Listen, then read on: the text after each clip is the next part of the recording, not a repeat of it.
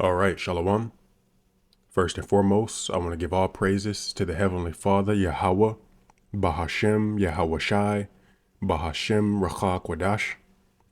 Next, double honors unto the apostles and the elders of Great Millstone, who taught me this truth and rule well.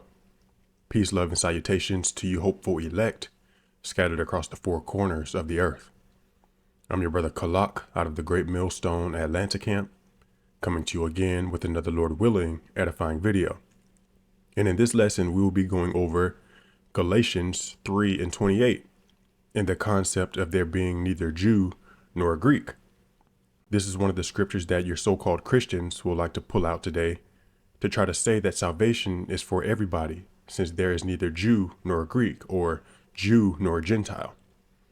But as we're going to get into here, these Greeks or Gentiles that are able to receive salvation through faith are Israelites, okay, that were scattered amongst these heathen nations and picked up those ways.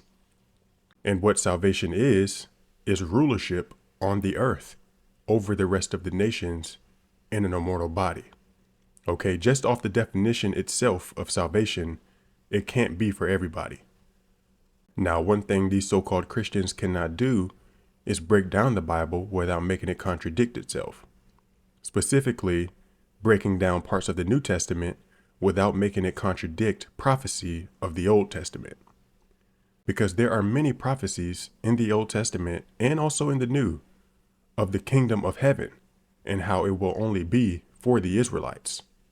You have Isaiah chapter 60, Isaiah chapter 61, Ezekiel 37 verses 24 through 28, Isaiah chapter 2 verses 1 through 4, and there are many more.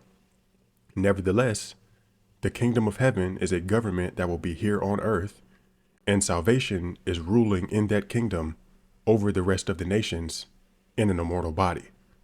That will only be given to the Israelites. This is the book of Galatians, chapter 3 and 28. There is neither Jew nor Greek. There is neither bond nor free. There is neither male nor female, for ye are all one in Hamashiach Yahweh Shai.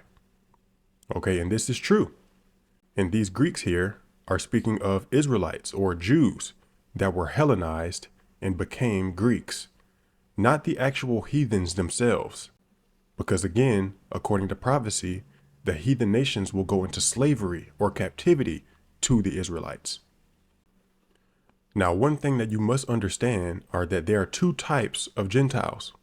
You have natural Gentiles, as in the actual heathen, and then you have Israelites that became Gentiles after being scattered amongst these heathen and picking up their ways. To prove that, this is John chapter 7 and verse 34. Ye shall seek me and shall not find me, and where I am, thither ye cannot come.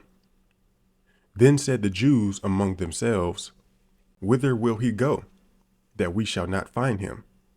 Will he go unto the dispersed among the Gentiles and teach the Gentiles? So this is when the Lord Yahweh Shai had basically told the Pharisees that he was going to go somewhere where they couldn't go. And look at what they asked themselves. Is he going to go to the dispersed amongst the Gentiles and teach the Gentiles? This lets you know that there were two types of Gentiles. Okay, you had the actual heathen, then you had Israelites scattered amongst them, likened unto heathens. And that is who the reconciliation is for, Israelites that have fell away from being an Israelite. This is the same verse, but in the New King James Version, it says, Then said the Jews among themselves, Where does he intend to go, that we shall not find him? Does he intend to go to the dispersion among the Greeks and teach the Greeks?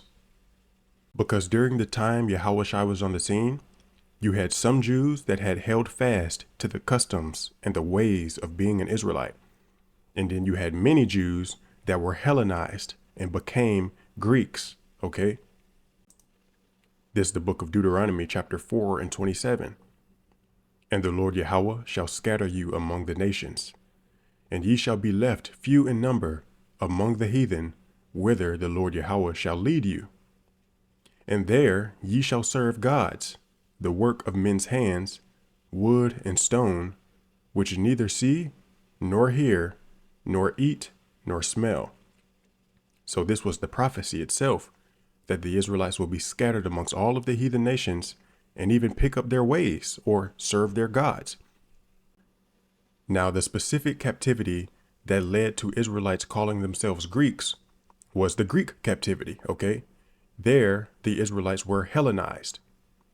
Here in Google, it says, Hellenization was the spread and imposition of Greek culture, language, and ideas onto non-Greek peoples, okay? And this is a well-known fact. When the Greeks came into power under Alexander the Great, they were forcing their Greek ways on many other peoples, especially the Jews, okay? Now, as far as where you can read about the Jews being Hellenized, that would be found in the Apocrypha, which is necessary to read in order to gain a full understanding of the Bible. These so-called Christians today will go from Malachi to Matthew, skipping centuries of history, specifically the Greek captivity. Now here in Daniel chapter 2, and also in Daniel chapter 7, it pretty much gives you an outline of the major kingdoms that would rule on earth and that the Israelites will go into captivity under. The first here is Babylon, okay, that's the head of gold. Then you have Medo-Persia, okay, which is the chest and arms of silver. Then you have the thighs of brass, which is Greece. Then you have the legs of iron, which is Rome. And then the feet of iron and clay is the revived Roman Empire, which is what we are in right now, the revived Roman Empire. Nevertheless, the history of the Jews being Hellenized in Greece can only be found in the Apocrypha. The history of the Jews in Babylon and Medo-Persia can be found in the Old Testament.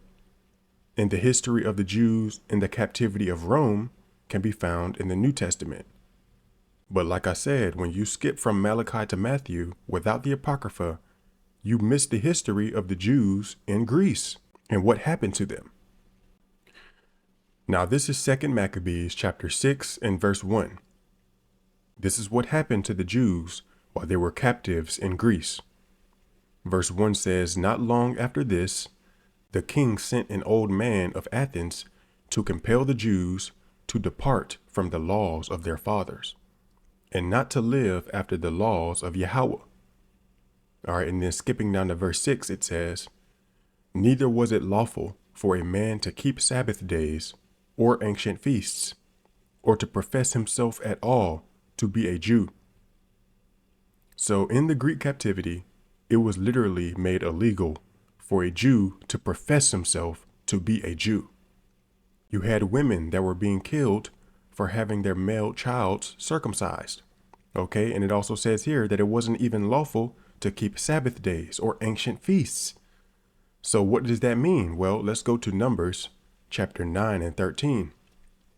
"But the man that is clean and is not in a journey and forbeareth to keep the Passover, even the same soul shall be cut off from among his people, because he brought not the offering of the Lord Yahweh in his appointed season, that man shall bear his sin."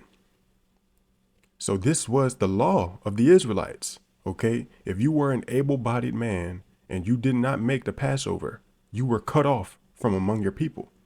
And there were many other things you could do that would have you cut off from being an Israelite. So what you must understand is, by the time Yahushua got on the scene, you had some Jews that held fast to the customs, and then you had many Jews that had fell away from being an Israelite. They had gave in and became Greeks. That is the gap that the Lord Yahushua came to bridge, but not between the Israelites and the actual heathen, because that would contradict pretty much all of the Bible. As it says in Amos chapter 3, verses 1 through 2, that the Lord has only ever been dealing with the Israelites. Or Psalms chapter 147, verses 19 and 20, how the Lord has only shown his word unto Jacob. This is the book of Ephesians chapter 2 and 11. "Wherefore remember that ye being in times past Gentiles in the flesh, who are called uncircumcision by that which is called the circumcision in the flesh made by hands." Okay, and this is what we just went over. Those Greeks that we read about in Galatians 3 and 28 were Israelites that were Hellenized and identified as Greeks, and they were looked down upon by the Jews or Israelites that still held fast to being an Israelite. And that also brings us back to John chapter 7 and 35. Then said the Jews amongst themselves, Whither will he go, that we shall not find him? Will he go unto the dispersed among the Gentiles and teach the Gentiles? All right, so these Greeks or Gentiles in the New Testament, they are not speaking of the actual heathens. The actual heathens will be slaves in the kingdom of heaven. These Gentiles or Greeks in the New Testament that are offered salvation through faith are Israelites that were raised as heathens and likened unto heathens. But with that, Lord willing, this video was edifying and straight to the point. I'm going to end it by giving all praises to the Heavenly Father, Yahweh, Bahashem Yahawashai, Bahashem Rachak Wadash. Once again, double honors unto the apostles and the elders of Great Millstone. Peace, love, and salutations to you hopeful elect. Shalawam.